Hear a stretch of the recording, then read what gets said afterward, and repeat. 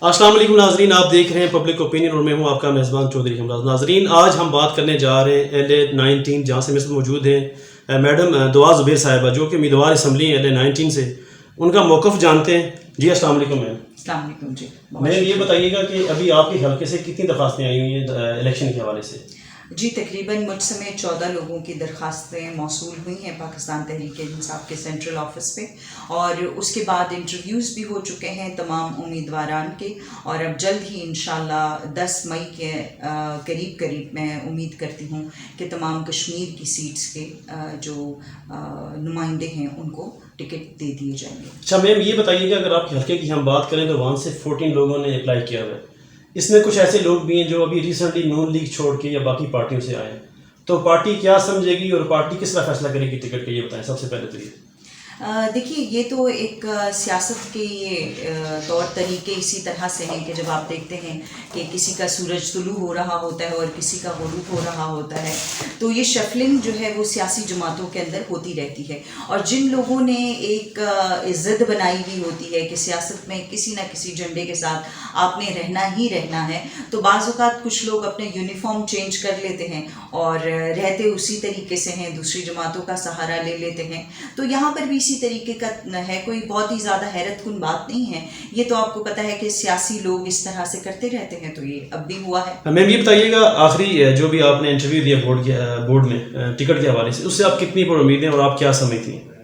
دیکھیے میں بالکل الحمدللہ اپنے کام سے مطمئن ہوں، اور مطمئن ہونے کے ساتھ ساتھ مجھے اپنی لیڈرشپ کے اوپر بھی پورا کانفیڈنس ہے کہ وہ میرٹ کو بنیاد بنا کر اور میرے کام کو دیکھتے ہوئے، اور کہ میں اس قابل ہوں اور مجھے ٹکٹ ملنا چاہیے، اور ٹکٹ کے بعد یہ ہے کہ ان کو اس چیز کی بھی تسلی ہو۔ دیکھیے ٹکٹ ملنا ہی بڑی بات نہیں ہے، پارٹی ہمیشہ اس چیز کو انشور کرتی ہے کہ جی جس کینڈیڈیٹ کو ہم کھڑا کریں آیا کہ وہ الیکشن جیت کے دیتا بھی ہے یا نہیں، تو انشاءاللہ اس چیز کو میں ایشور بھی کرتی ہوں پارٹی کو کہ میں نہ صرف وہاں پر ٹکٹ لینے کے بعد ایک تاریخی جیت کی طرف ہم جائیں۔ بہت سے لوگ یہ کہتے ہیں کہ جی آپ نے شاید ابھی جمپ کیا اور آپ PTI میں آپ آئیں، کچھ لوگوں کو شاید اس چیز کا بھی نہیں پتا، تو جبکہ جو میں نے خود ریسرچ ورک کیا تو اس میں آپ کی 2010 11 12 سے باقاعدہ آن ورڈ آپ کی خان صاحب پکچرز ہیں اور پھر آپ کے پیغامات ہیں، تو جی میں نے 2008 میں پاکستان تحریک انصاف کو 90 کراچی سے جوائن کیا تھا، اور اس کی جوائننگ کے بعد تقریباً 2010 سے ٹل ناؤ کہ 2021 تک کے میں الحمدللہ مختلف پوزیشنز پہ رہی ہوں۔ میں نے شروعات جو کی تھی وہ پاکستان تحریک انصاف وومن ونگ سے کی تھی۔ سب سے پہلے مجھے کراچی میں اپوائنٹ کیا گیا تھا ایز اے میڈیا کوآرڈینیٹر، پھر اس کے بعد میں تحریک انصاف سندھ میں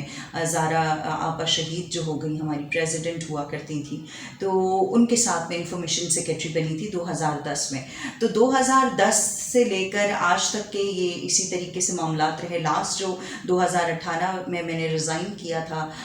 سندھ سے، میں سندھ کی انفارمیشن سیکرٹری تھی، اور اس وقت ہمارے پریزیڈنٹ تھے ڈاکٹر عارف الوی صاحب۔ اچھا میم بیسک تو آپ کشمیر سے ہیں، جی تو کراچی میں آپ کشمیری کمیونٹی کو ریپرزینٹ کر رہی تھی یا کیا وہاں پہ کس حوالے سے؟ نہیں، میں نے جو کشمیری کمیونٹی کو تو آف کورس کر ہی رہی ہوں، اور لیکن وہاں پر اس طرح سے تھا کہ پاکستان تحریک انصاف کیونکہ بالکل نئی جماعت تھی، اور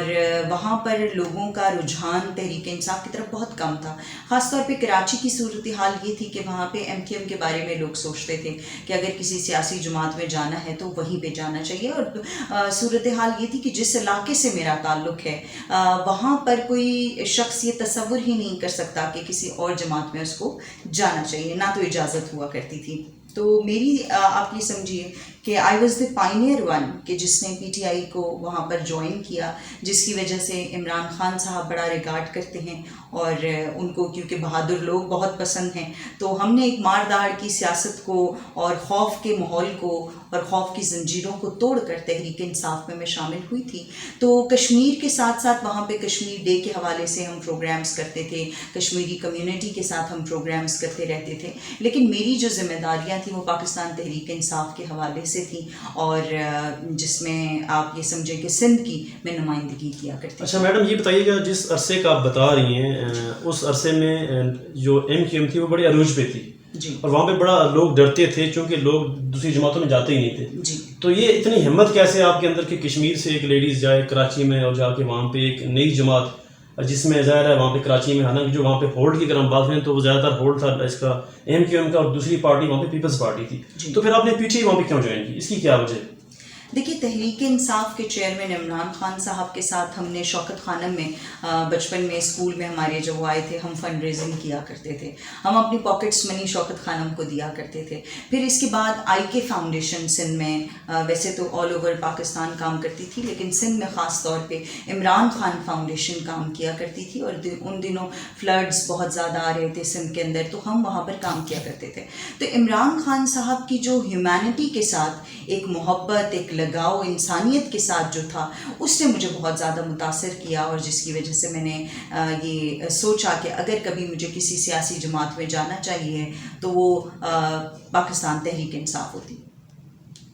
اچھا میم یہ بتائیے گا کہ آپ نے اتنے عرصہ پہلے پی ٹی آئی جوائن کی، اور اب جو آپ کی حلقے کی جو پوزیشن ہے وہاں پہ سوشل میڈیا پہ یہ بیان بھی چل رہے ہیں، حالانکہ وہاں پہ آپ مقبول لیڈر ہیں ابھی، وہاں پہ کچھ لوگ یہ کہہ رہے ہیں کہ جی آپ نے اچانک ایک وہ قدم رکھا اور آپ الیکشن کے لیے آپ آ گئی.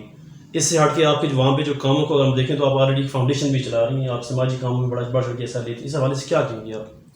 دیکھیے، ظاہر ہے کہ جب کوئی اس طرح سے فضا بنتی ہے کہ جہاں پہ ایک مقابلے کا ماحول بنتا ہے، تو جو لوگ آلریڈی کسی بہت ہی زیادہ تسلی میں ہوتے ہیں کہ ہمیں تو کوئی بھی یہاں پر ٹف ٹائم نہیں دے سکتا، اور ہم ہی یہاں کے کرتے دھرتے ہیں، اور یہ لوگ بھی ہمارے ہیں، یہ ووٹر بھی، یہ مینڈیٹ بھی ہمارا ہے. لیکن جب اگر کوئی اس طرح کا شخص وہاں چلا جاتا ہے جو کہ ان کو سوچنے پہ مجبور کرتا ہے کہ اگر آپ صرف باتوں میں ہی سیاست کرتے رہیں گے تو اور بہت سے لوگ ہیں جو پریکٹیکل کام کرتے ہیں اور آپ سے آگے نکل جائیں گے. تو جب مقابلے کی فضا بنتی ہے تو لوگوں کو خدشات بھی ہوتے ہیں، لوگ کمپلیکسڈ بھی ہوتے ہیں، احساس کمتری کا شکار ہو جاتے ہیں. تو وہ ایسے موقع پہ کرتے یہ ہیں کہ وہ فیک چیزوں کو بھی پھیلانے کی کوشش کرتے ہیں، پروپیگنڈا کرتے ہیں. یہ تو سیاست کے آپ سمجھیں کہ یہ گیجٹس ہیں کہ جن کو لوگ اپنے ساتھ لے کے چلتے ہیں. کسی کو بدنام کرتے ہیں، کسی کو بہت اچھا نام بنا دیتے ہیں، شاید وہ اس قابل بھی نہ ہو لیکن لوگ اس کو کندھوں پہ اٹھا لیتے ہیں. تو لوگوں کے مزاج ہوا کرتے ہیں.